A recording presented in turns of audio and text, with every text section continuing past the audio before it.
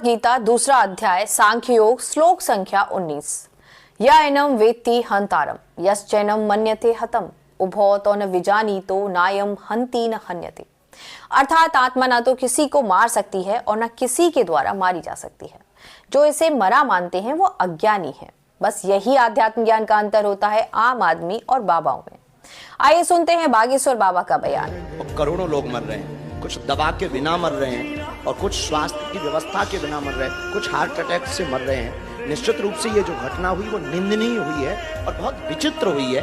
पर एक बात बोलें, ये महाप्रयाग है, मृत्यु सबकी आनी है, एक दिन मरना सबको है। पर कोई गंगा के किनारे मरेगा तो वो मरेगा नहीं, मोक्ष पाएगा। करोड़ों लोग मर रहे हैं, कुछ स्वास्थ्य सुविधाओं के बिना, कुछ हार्ट अटैक से। जो गंगा किनारे मर रहे हैं उन्हें मोक्ष मिलेगा। लेकिन शुक्र है बागेश्वर बाबा का, उन्होंने ये नहीं कहा कि लोग मरे नहीं हैं, क्योंकि आत्मा तो अमर है, मर ही नहीं सकती।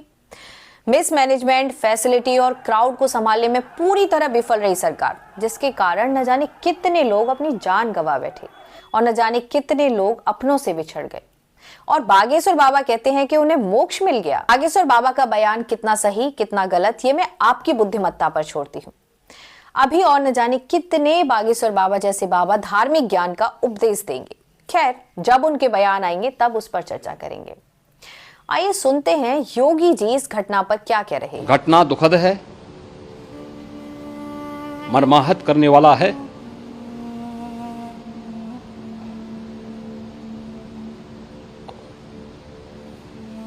उन सभी परिजनों के प्रति हमारी पूरी संवेदना है। प्रयागराज, जिसका कुल क्षेत्रफल 5482 स्क्वायर किलोमीटर का है, जिसकी आबादी 59 लाख है, उसी प्रयागराज संगम के तटों पर 8 करोड़ से ज्यादा लोग मौजूद हैं। आप खुद सोच कर देखिए, संगम के तटों पर 8 करोड़ लोगों के मूवमेंट के लिए कितनी जगह होगी। दावा किया जा रहा था कि लेटेस्ट टेक्नोलॉजी, सर्विलेंस और अन्य फैसिलिटीज के द्वारा निगरानी रखी जा रही है। तो मैनेजमेंट को यह समझने में कितना वक्त लगा कि भीड़, लाखों करोड़ों की भीड़ आगे बढ़ रही है। प्रशासन बहुत अच्छे से जानता था कि कुंभ में ह्यूज मास को अट्रैक्ट किया जा रहा है। तो क्या प्रशासन को ऐसी घटनाओं से निपटने के लिए सपोर्ट सिस्टम उपलब्ध नहीं कराना चाहिए था? वहीं दूसरी तरफ अगर आप योगी जी के इंस्टा अकाउंट पर थोड़ी सी नजर घुमाएंगे तो महाकुंभ से संबंधित आपको वो चमक धमक देखने को मिलेगी जिसमें ड्रोन, सोज, लाइट्स, सनातन शक्ति की समरसता का समागम, आस्था का आहद, आस्था का जीवंत प्रतीक जैसे मुहावरे पढ़ने को मिल जाएंगे। भीड़ शांत भाव से जल की तरह बहती हुई दिख जाएगी। ऐसा प्रतीत हो रहा है मानो भीड़ को कितने सुचारू ढंग से मैनेज किया जा रहा है। लेकिन असल तस्वीरें आपको उन लोगों के अकाउंट पर देखने को मिलेंगी जो उस वक्त कुंभ में मौजूद थे।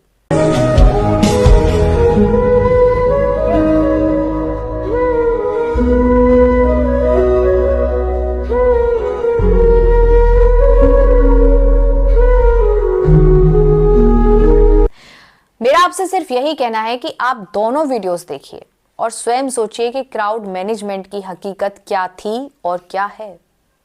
घटना के 18 घंटे तक सरकार ने स्वीकार नहीं किया कि घटना हुई है, महज अफवाह का नाम दिया।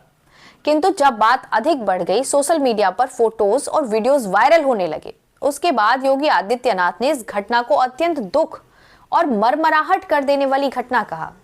और उसी दिन योगी आदित्यनाथ जी मिले सेवक गौ सेवक आयोग के अध्यक्ष श्री राम विहारी गुप्ता, कैंसर इंस्टीट्यूट के निदेशक विधायक अनिल सिंह से और शिष्टाचार का आदान प्रदान किया, जिसमें वो हंसते मुस्कुराते हुए नजर आ रहे हैं।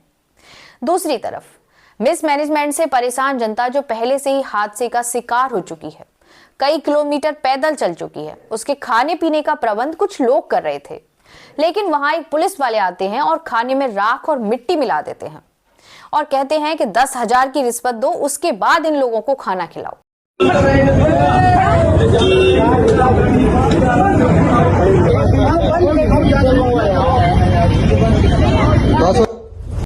दूसरी तरफ लोग आपस में ही एक दूसरे की मदद करते देखे जा सकते हैं।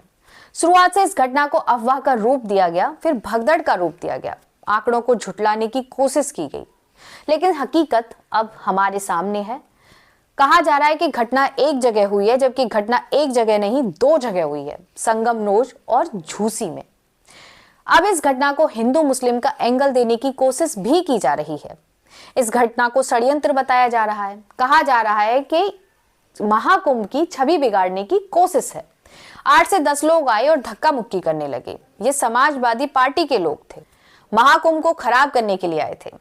आपके पास भी ऐसे व्हाट्सएप मैसेजेस आना स्टार्ट हो गए होंगे जो आपको पॉइंट्स में बताएंगे कि महाकुंभ की शुरुआत से ही बिगाड़ने की कोशिश चल रही थी।